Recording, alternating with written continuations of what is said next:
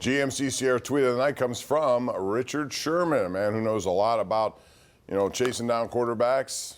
Came up big in the secondary for Seattle for so many years. He says Steelers come up short, but a big step for Justin Fields. And I would agree with that. I think we saw a lot. Last week we saw a lot over the middle, 8 of 11 going to the middle of the field. That passing chart looked totally different. And this week I thought a continuation of that. Made some good decisions, used his legs prudently, still rushed for 55 yards, but he created some openings down the field and put the ball on the money in some of those throws down the field, especially to Pickens.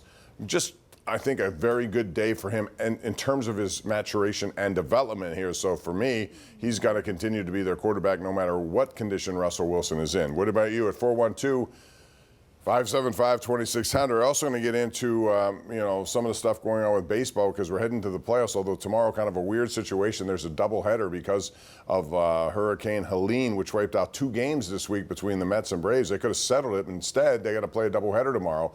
And this is the way it goes in short. If the Mets sweep the doubleheader, the Mets get in, so does Arizona. If the Braves sweep the doubleheader, then the Braves get in, and so does Arizona. The only way Arizona can get in if there's a split, or if they're out, is if there's a split. And then both the Braves and the Mets would get in. So if they split, both those teams get in, Arizona gets out. 412-575-2600. Let's get to the lines. Michael in Beaver Falls. Hey, Michael, what's up? Hey, Bobby, how you doing tonight? Good. What's going on, man? Great. Hey, I just want to let you know the Cowboys don't have a chance with the Steelers next week. We know what we messed up this week. We're going to fix it. We're going to get rested up. And Fields will spread the ball, and our running game is going to be even stronger, and our defense will be doing great. You watch. We'll win, sir. Have a good one. Go Steelers. All right, Michael. Well, Sunday night football has been good for Mike Tomlin and the Steelers in general. It'll be here. They'll be anxious to play. But the Cowboys are a team that really needs to win, too. They came off an ugly win against the Giants, but they've struggled. Mike McCarthy knows he's on a hot seat down there in Dallas.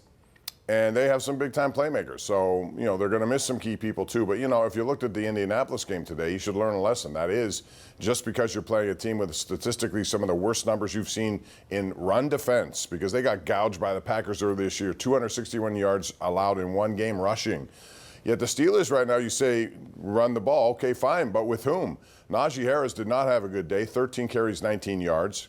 Cordero Patterson injured his ankle. Jaylen Warren doesn't look anywhere near healthy. What do they do, especially with a banged-up offensive line? I'll be anxious to hear what James Daniels' injury is because that did not look good. He left the game, did not return. So all these things play into this, and Dallas is probably better than what they've shown. So I don't know if it's going to be as easy as you think, Michael. I think it's going to be a tough game, but it should be one, definitely, which has a lot of intrigue. John on the north side is up next. Go ahead, John. What's your point tonight? Hey, Bob, thanks for taking my call. Doing a great show. Just wanted to ask you about the defense. The first 3 games, they seem to be pretty consistent. And going forward with the rest of the schedule, get your opinion on what you feel they'll start picking up defensively. I'm kind of concerned about how they'll go forward, really applying themselves with the defense. I was kind of disappointed of how they weren't able to stop them today. To really, get a lot of turnovers. Just wanted to get your take. Yeah, turnovers, that's the one. I look at Minkah Fitzpatrick. He hasn't had a created turnover since 2022. I know they expect him to do a lot, but he's at his best when he's making plays back there. I'm talking about interceptions, forced fumbles, whatever. And by the way, that call on him was not a good call by the officials today. We can debate that all we want. But, they ran away from T.J. Watt today. They ran up the middle strong. They had a rookie center in there. Their starting center was out with an injury, and yet they dominated the line of scrimmage. That's, to me, where it starts. Also, when Joe Flacco came into the game, in my opinion, I would have gone after him with blitzes, lots of them. The one thing, when you watch him, he can't run. He's very slow. He's 39 after all. And yet the Steelers chose to sit back, use zone, and rush 4, basically. They didn't do that all the time, but a large percentage of the time they did that. I would have gone opposite of that. I would have gone after him, just like they did, when you think about it, they had success against Kirk Cousins with Atlanta by doing that. But they got pressure with the front 4. They didn't need any extra help. And, boy, I didn't know that Cousins was going to be as bad in that first game as he was. Flacco's more mobile than that, but he's still 39. I would have gone after him a lot more, forced him to make interceptions, which he is prone to do. But when you sit back and wait for him, those crossing patterns, if you don't get any pressure, he's pretty pinpoint with his accuracy. And I think that was one of the reasons why he had success today, especially on 3rd down. Kirk in Manor is up right now. Hey, Kirk, how are you?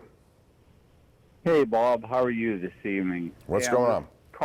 Not much. Hey, I'm just curious to know why on 4th and inches you're going from the shotgun, and I have another different question real quick. Do you think that they were pitching Skeens as a premiere of him becoming a Yankee? That ultimately may be true, Kirk. I don't know, but no. I don't understand why he only went 2 innings yesterday, though. I think people wanted to see more. I still haven't really seen an explanation for that. He had a wonderful year, 1.96 ERA. You can make the argument he could be a Cy Young winner. I really would buy that argument, too, given how much lack of offense he got. And now I forgot the first part of his question. Jeremiah, do you remember what he said first? I started getting sidetracked. Oh, 4th and 1. That's right. Thank you. So 4th and 1 from the shotgun. Number one, let me preface all of this by saying if it's executed properly, it works. Because it didn't, we second guess. That's just the way it is in sports.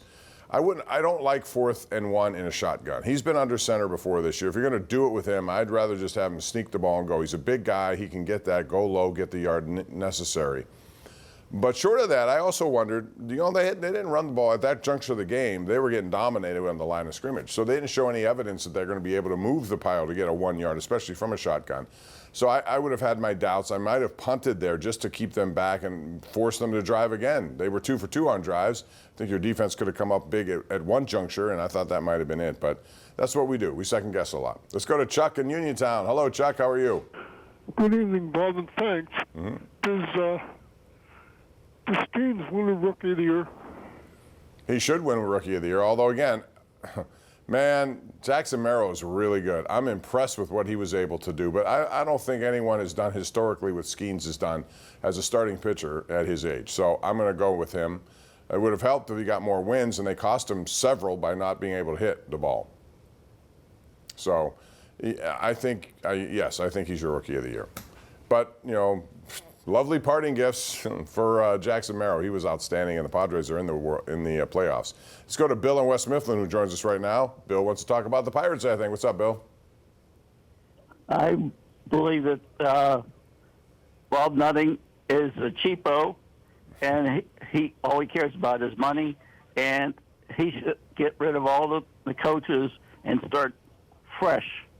So they may do that. I wouldn't be surprised if they do that. They are cheap. I know that's not the optics are out there. They know that. They fed into the optics by this move that you saw with Rowdy Tellez this week. That was not necessary. And for them to claim that they didn't know that was there or did not play a role in it, I'm sorry, I don't believe that. I had some raised eyebrows today when Isaiah Kiner-Falefa was not in the lineup, even though he was 4 at-bats away from triggering a $250,000 bonus, but then they clarified it. Good reporting over there by Alex Stumpf and others who cover baseball, Andrew Destin, talking to both the general manager, then after the game, Isaiah Kiner-Falefa, he said, no, it was my choice. My leg was bothering me. So if that's the case, fine. But the bottom line is, how could you not trust, you get to a point where you watch the Pirates operate, you think every move is based on money. And that is the optic they have created about the way they spend money or don't spend money. Let's go to Chris in State College, Pennsylvania. Hey, Chris. How you doing? Hey, I want to make a comment about Justin Fields. You're going to look at his stats and say he had over 300 yards passing, he had a great game and everything like that. But so many of the yards were in, when they fell so far behind and prevent defenses and everything else like that. I don't think it was prevent defense.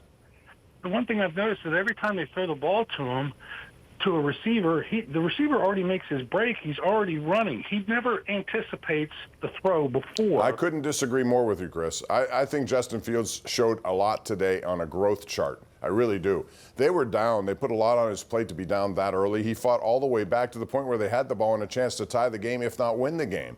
And then there was a mistake, obviously. But I thought he took a major step forward, even they took a step back. But thank you, Chris. I appreciate it. Let's squeeze in one more before we go to break, and that would be Bill in Bell Vernon. Hey, Bill, how are you?